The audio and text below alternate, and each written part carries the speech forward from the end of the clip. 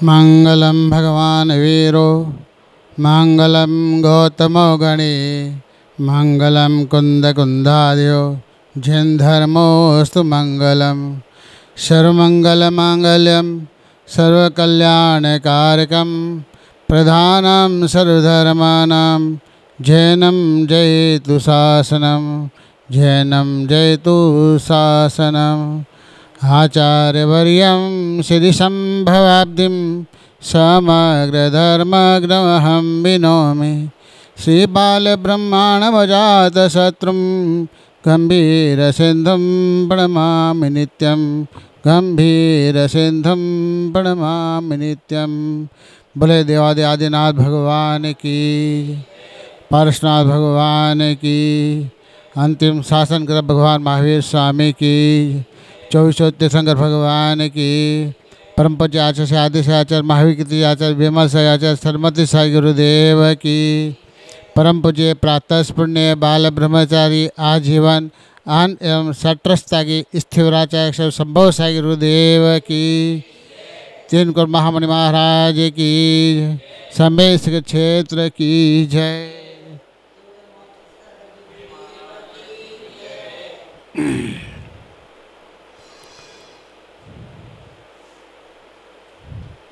वरम व्रति पदम देवम।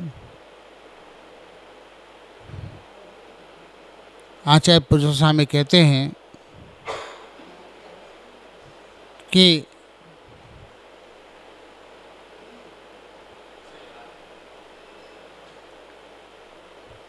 व्रत को पालन करना अच्छा है,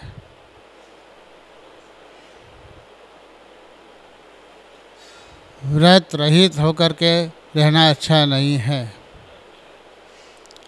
जैसे एक मनुष्य धूप में बैठा है, एक मनुष्य छांव में बैठा है, दोनों में अंतर है। धूप में बैठने वाला व्यक्ति अपने मित्र से मिलना चाहता है, सुबह से शाम तक बहुत कड़क धूप प्रकृति है और धूप के कारण वो मित्र जब तक नहीं मिलता है उसको आकुल व्याकुलता होती है, प्यास की बाधा सताती है, गर्मी सताती है, भूख सताती है। वो दुख के साथ समय व्यतीत कर रहा है और एक व्यक्ति छांव में बैठा है और अपने मित्र से मिलना चाहता है, उसको कोई आकुलता नहीं है, व्याकुलता नहीं है, प्यास नहीं है, कोई गर्मी नहीं है, कुछ व्याकुलता नहीं है। वो सुख से अपने वैसे समय व्यतीत कर रहा है, अपने मित्र को मिलने के लिए है। वह जो धूप में बैठा है वो असंयमी है, मिथ्यात्वी है और नरक का दुख भोगता है। जो व्रती है, संयमी है, सम्यक दृष्टि है, वो सुख शांति से बैठा है, उसको कोई आकुलता व्याकुलता नहीं है। यही दोनों में अंतर है, एक संयमी और असंयमी अंतर है, एक व्रती और अव्रती में अंतर है। व्रती माने क्या? व्रत माने क्या?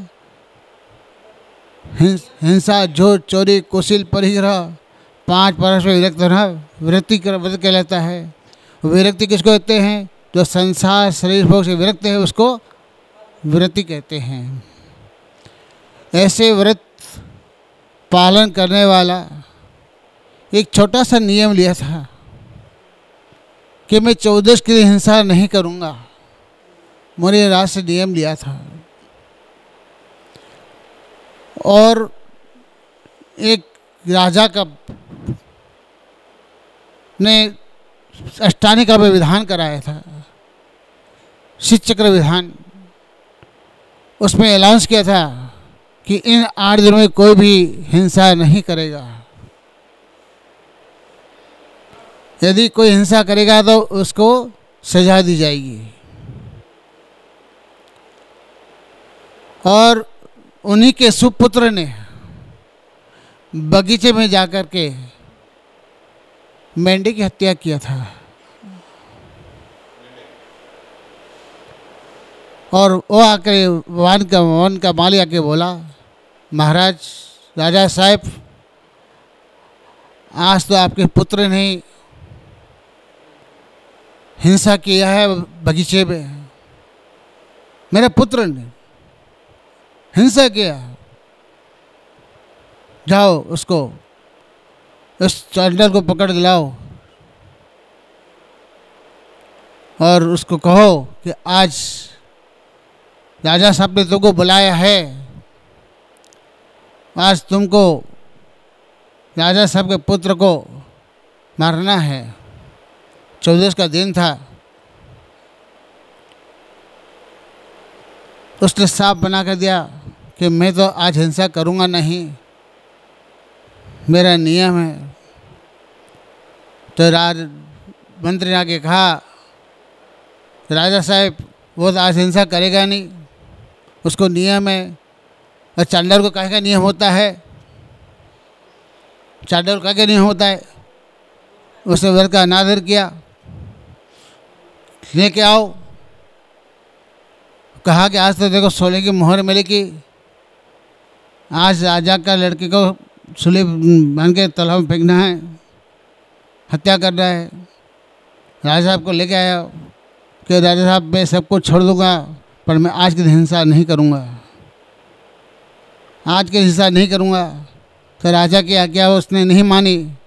तो राजा ने क्या किया, अपने बेटे को और चांडाल को दोनों को बांध करके समुद्र में फेंकवा दिया। अब समुद्र में फेंका दिया तो जो बेटे ने हिंसा किया था, पाप किया था, वो तो डूब गया। पर चांडाल का नियम था कि 14 दिन हिंसा नहीं करूँगा। तो देवों ने आकर को सिंहासन में बिठा दिया, जय जयकार कर दिया। तो इधर जय जयकार हो गया। इधर जाके कहते हैं, मंत्री जाके कहता है, ओ राजा साहब, आज तो चांडाल को देवों ने सिंहासन में बिठा दिया और उसकी जय जयकार करी। क्या बात कह रहे हो, चांडाल के जय जयकार हो रही है? आके देखता है, ओ हाँ, इस चांडाल ने व्रत में पका लिया था। और व्रत के प्रभाव से वो चांडाल सिंहासन में बिठा दिए देवों ने, और राजा ने उसकी पूजा किया, उसको अपने राजगति में बिठा दिया। तो कहाँ का चांडाल? तो व्रत का नाराज करने वाला, समझे, व्रत का अपमान करने वाला, जो राजा अनादर किया था, इसको क्या का व्रत होता है? परंतु उसके नियम के प्रभाव से उसके प्रभाव न होगी और व्रत में पक्का हुआ सिंहासन बिठा दिया, इधर इन्हें राजगद्दी बिठा दिया। ये हिंसा का मतलब नियम था उसका। उसी प्रकार एक छोटा सा नियम लेने वाला व्यक्ति कहाँ से कहाँ बढ़ जाता है? इतना सा नियम लिया था कि मैं आज 14 की मैं कौवे का मांस नहीं खाऊँ, इतना ही नियम किया था, है इतना नियम किया था कि आज मैं कौवे का मांस नहीं खाऊंगा। मुनिराज ने कहा कि तुम मांस का त्याग करो। महाराज, मैं मांस का त्याग नहीं कर सकता हूँ, क्योंकि मेरे परिवार के लोग, मेरा मांस का व्यापार है और भूखे मर जाएंगे, मैं मांस का त्याग नहीं कर सकता हूँ। अरे भैया ठीक है, मत करो, मांस त्याग मत करो, पर जिस जे को तो मांस सके वो उसको त्याग कर दो ना। फिर सोचा उसने कहा कौवे का मांस तो खाया नहीं आज तक, तो कौवे का मांस का त्याग करता हूँ।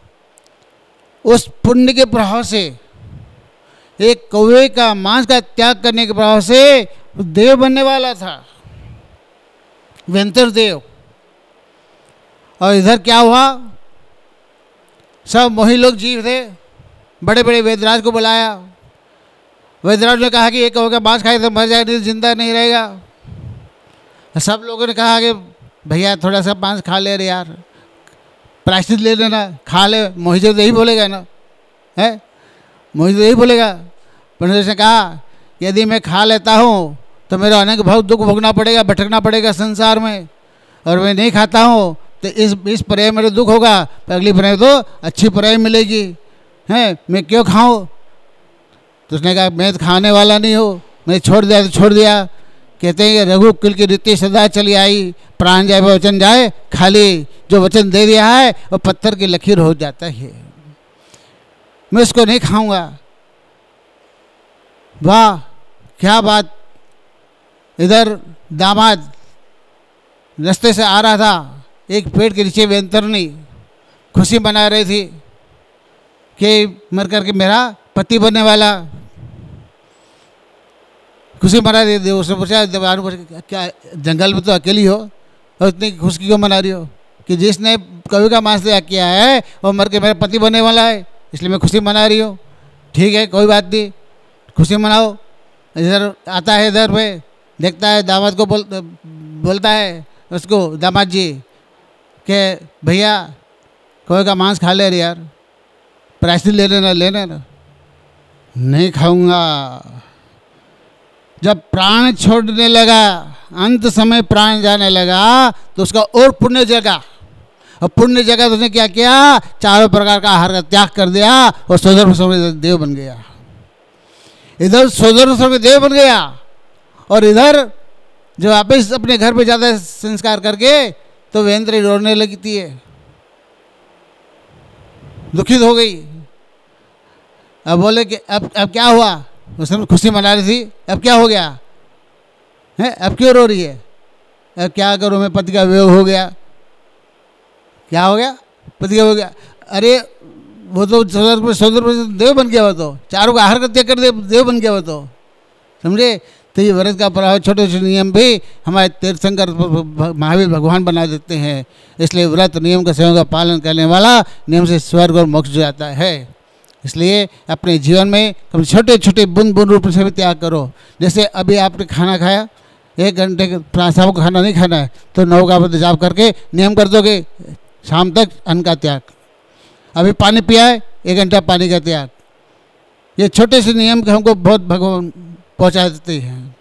इसलिए ये व्रत छोटे नियम पालन करके अपने जीवन में व्रतों के नियम का पालन करना चाहिए।